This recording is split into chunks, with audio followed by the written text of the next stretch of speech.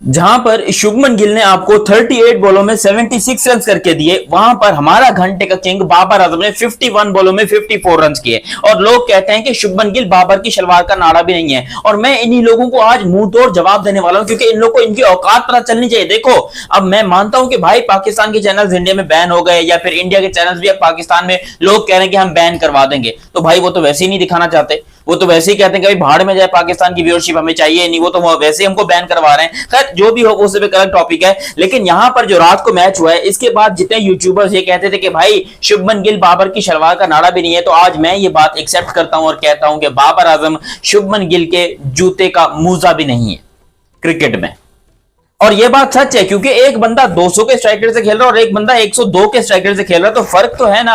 और वहां पे भी आपको ये बात बताऊं, देखो लोग कहेंगे पिच मुश्किल थी, ये था वो था, मेरा घंटा पिच मुश्किल थी। उसी पिच के ऊपर सदाकत ने आकर, सदाकत अली एक नया प्लेयर आया है, उसने आकर यहां पर 30 बॉलों में या 29 बॉलों में 50 मार दी। लेकिन यहां पर हमारी बबरो जो है वो रेंगते घसीटते हुए मैच को फिनिश करके एंकर रोल अदा कर रही थी। मैं आपको डिटेल में बताता हूं हुआ क्या है दोनों मैचेस के बारे में, क्योंकि दोनों मैचेस का दोनों प्लेयर्स के बारे में, क्योंकि भाई मैचेस तो आप सबको पता है कौन जीता कौन हारा, लेकिन प्लेयर्स की बात करनी बड़ी जरूरी है। खैर अभी तक आप लोगों ने चैनल सब्सक्राइब नहीं किया तो सब्सक्राइब करो और सब्सक्राइब करते बेल आइकन दबाओ। सबसे पहले यहां पर गुजरात टाइटंस ने बैटिंग की सनराइजर्स हैदराबाद के खिलाफ और बहुत ही कमाल का और शानदार मैच था। हालांकि यहां पर सनराइजर्स हैदराबाद भी आप ऑफिशियली ये बात कह सकते हो कि भाई ऑलरेडी वो आउट हो चुके हैं और बेचारे भी इस टाइम के ऊपर घोड़े लग चुके हैं, क्योंकि किसी ने सोचा नहीं था कि सनराइजर्स हैदराबाद के इतने गंदे तरीके से घोड़े लगेंगे। जब ये सीरीज शुरू हुई थी, आईपीएल शुरू हुआ था, तो कह रहे थे कि सनराइजर्स हैदराबाद को ऑलरेडी क्वालिफायर में डाल दो, क्योंकि पहला मैच भी उन्होंने ऐसे ही खेला था, 286 रन बनाए थे पहले मैच के अंदर, तो ये शानदार खेला था। लेकिन अब आहिस्ता आहिस्ता इनके जो है इनकी हालत टाइट हो गई है और इनको गुजरात टाइटंस ने भी हरा दिया है।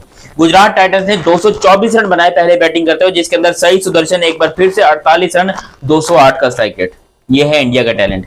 शुभमन गिल 76 रन 38 बॉलों में 200 का स्ट्राइक रेट, 2 छक्के और 10 चौके। एब्सोल्युटली ब्रिलियंट भाई। इंडिया के जितने भी प्लेयर थे, वाशिंगटन सुंदर ने भी 21 रन बनाए, यानी कि आपको इंडियन प्रीमियर लीग के अंदर आपको इंडिया का टैलेंट नजर आ रहा है, इंडिया का टैलेंट दिखाई दे रहा है। लोग इंडिया के टैलेंट को देखकर प्रेज कर रहे हैं और तालियां बजा रहे हैं कि हमारा टैलेंट, हमारी लीग है, हमारा टैलेंट परफॉर्म कर रहा है। हमारे यहाँ कभी आपको जो है वो कॉलेज मनरो परफॉर्म कर रहा है, कभी मोहम्मद नबी परफॉर्म कर रहा है, कभी आपका अजीबोगरीब, यानी यहां पर सारे ओवरसीज प्लेयर जितने भी हैं वो परफॉर्मेंस करके दे रहे हैं।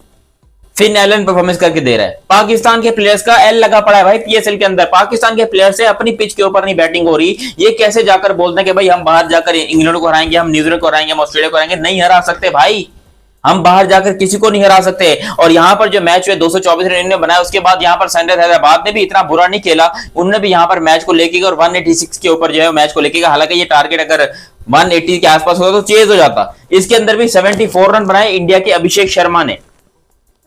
अभी हम शुभमन गिल की बात कर रहे थे, लेकिन अभिषेक शर्मा की इनिंग अंडर एस्टिमेट करने वाले 180 के स्ट्राइक के साथ उन्होंने यहां पर 74 बनाए। ये है भाई लोकल टैलेंट। इस मैच के अंदर आपको दोनों टीमों की तरफ से लोकल टैलेंट परफॉर्म करते हुए दिखाई दिया।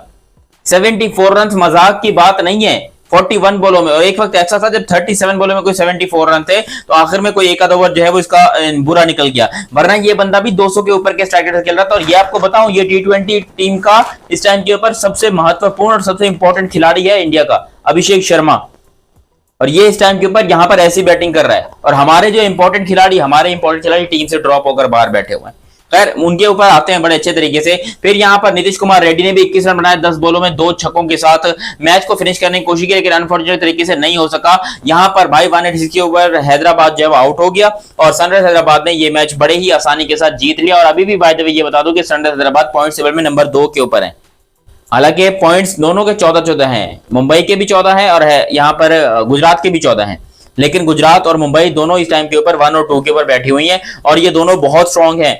अब देखना ये कि दिल्ली, पंजाब और आरसीबी, इनके अंदर मुकाबला है कि अब इनमें से कौन ऊपर आएगा, क्योंकि बाकी तो कोई टीम आपको नजर ही नहीं आ रही। बाकी की ये सारी टीमें जो है बाहर है, राजस्थान हो गई, हैदराबाद हो गई, अपने चेन्नई हो गई, ये टीमें तो लखनऊ भी हो गई, वो टीमें सारी बाहर बैठी हुई हैं। दिल्ली का, पंजाब का और आरसीबी का मुकाबला है कि अब इनमें से जो है एक टीम बाहर जाएगी और 2 टीमें अंदर आएगी, क्योंकि ये जिस तरीके से गुजरात और मुंबई खेल रहे हैं भाई, इन्होंने तो अंधी मचाई हुई है, इन लोगों ने लिटरली कमाल किया हुआ है। उसके बाद आएंगे पाकिस्तान वाले मैच के ऊपर जी, पिशावर के मैच के ऊपर।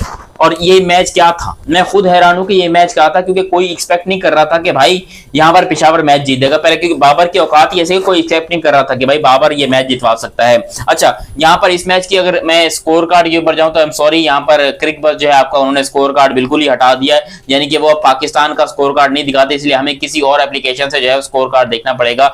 अच्छा, स्कोर कार्ड में कुछ ऐसा है ही नहीं भाई, बिल्कुल ही फारिग तरीन स्कोर कार्ड है। पिशावर ज़ल्मी और अपनी पिशावर ज़ल्मी के साथ इस्लामाबाद का मैच था। इस्लामाबाद में शाहिद रज़ा फरहान ने 35 बॉलों में 36 किए, बाबर ने 51 बॉलों में 54 रन किए, 54 रन किए।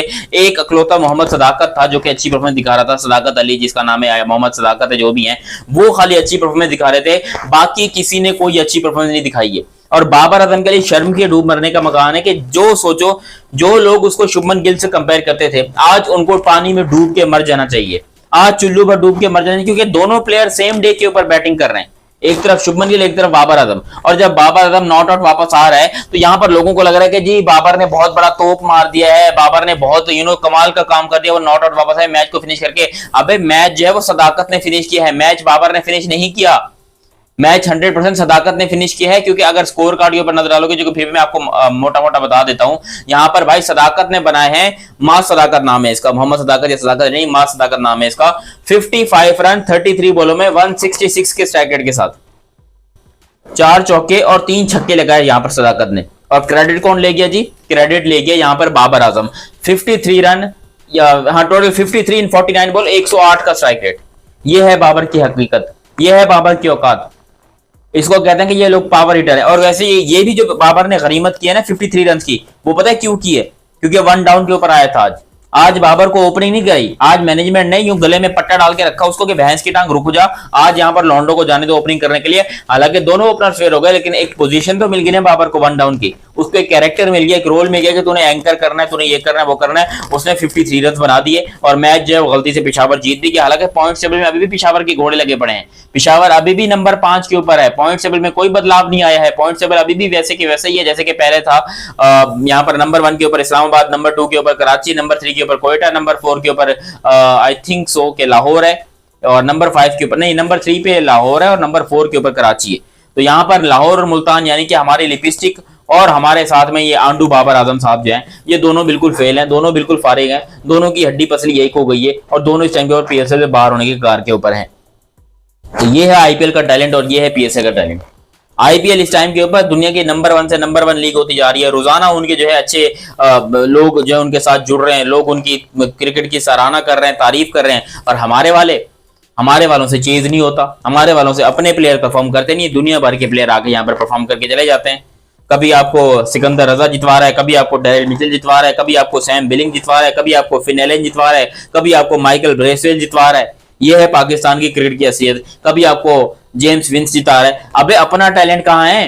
पाकिस्तान का अपना टैलेंट क्या बाथरूम में हिला रहा है? क्या कर रहा है अपना टैलेंट भाई? उसको लेकर आओ, वो देखना है हमको, तमाशा बना के रखा है। खैर जो भी हो, आप लोग अपनी राय कमेंट सेक्शन में दीजिएगा। अभी तक आप लोगों ने चैनल सब्सक्राइब नहीं किया तो सब्सक्राइब कीजिए और सब्सक्राइब करते बेल आइकन दबाइए। मेरा नाम है दियानत अली, मिलते हैं बहुत ही जल्द अगली वीडियो में, तब तक के लिए आप मुझे दीजिए इजाजत। अल्लाह हाफिज एंड लव यू हो गया, बाय बाय।